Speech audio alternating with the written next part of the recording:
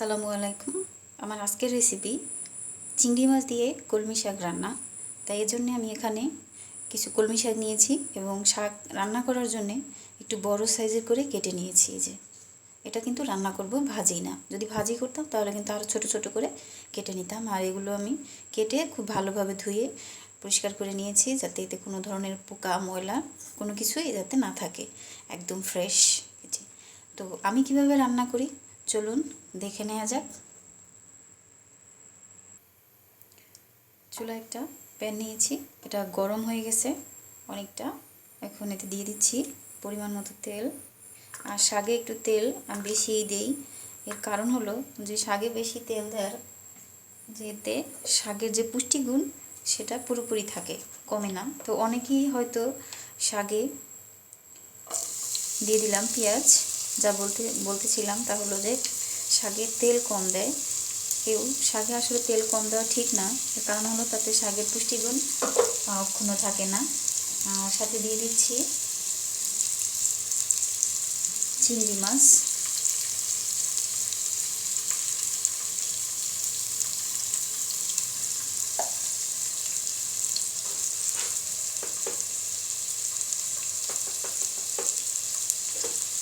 দিয়ে দিচ্ছি লবণ। আর শাকে সবসময়তেই লবণ একটু কম দিতে হয়, কারণ যত বেশি দেখা যাক না কেন শাক কিন্তু রান্নার পরে কমে যায়।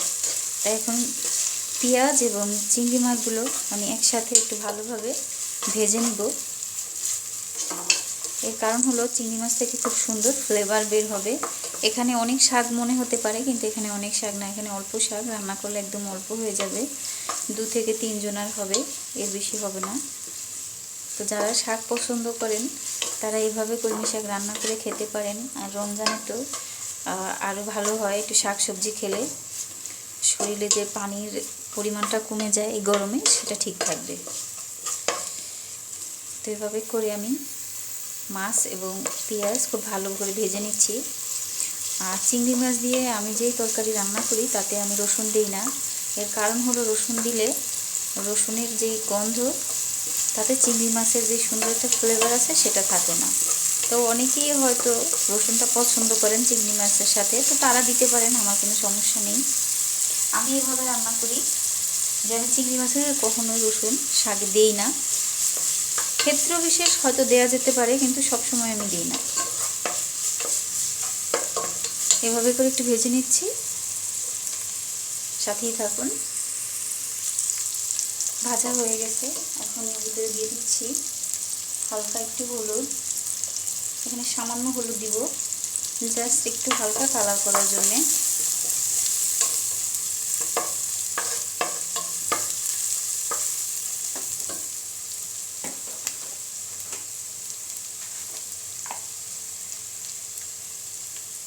একটু গুঁড়ামরিচ।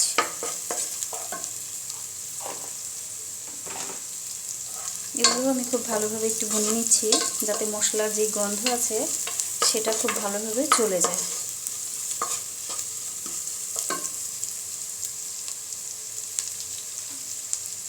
দিয়ে দিচ্ছি সামান্য একটু পানি, যাতে মশলাটা পুড়ে না যায়।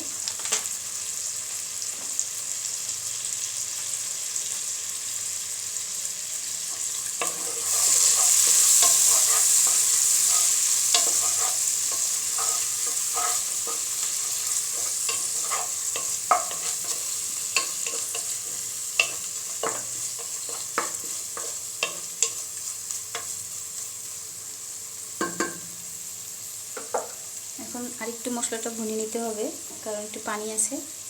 পানিটা না কমা পর্যন্ত চিংড়ি মাছের যে সুন্দর ফ্লেভার সেটা বের হবে না। তো সাথেই থাকুন।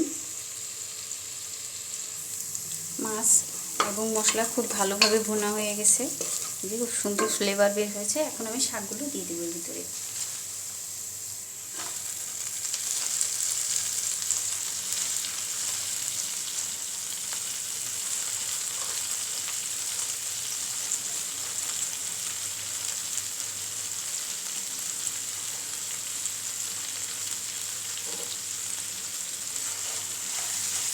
নাড়াচাড়া করে দিই। শাক হতে কিন্তু বেশি একটা সময় লাগে না, খুব তাড়াতাড়ি হয়ে যায়।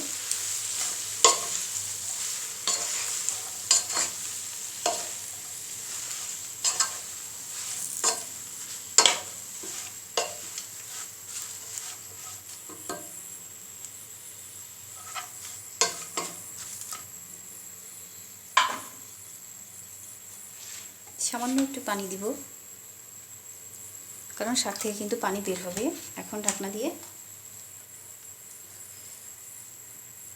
দিয়ে আমি 3 থেকে 4 মিনিট রান্না করব। তো ফিরে আসছি 3 থেকে 4 মিনিট পরে। ফিরে এলাম শাক সিদ্ধ হয়ে যাওয়ার পরে। এখন এর ভিতরে আমি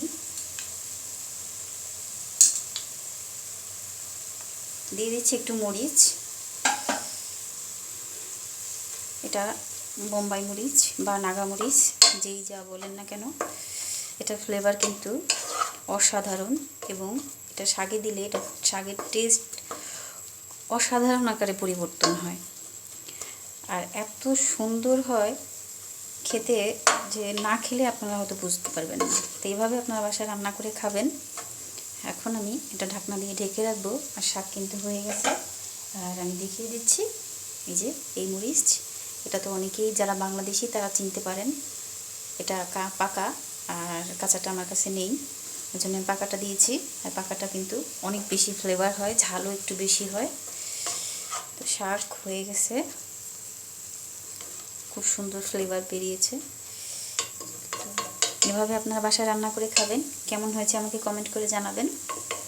আর যদি আমার রেসিপি আপনারা বাসায় ট্রাই করেন, তাহলে অবশ্যই তার ছবি আমার ফেসবুক পেজে শেয়ার করতে পারেন। আমার ফেসবুক পেজের নাম হচ্ছে কুকিং প্যাশন বিডি।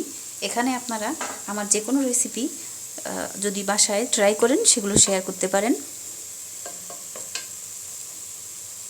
হয়ে গেল চিংড়ি মাছ দিয়ে শাক রান্না। চুলা বন্ধ করে দিলাম। এভাবে আপনার বাসায় খাবেন রান্না করে। রমজানে সবাই ভালো থাকুন, সুস্থ থাকুন।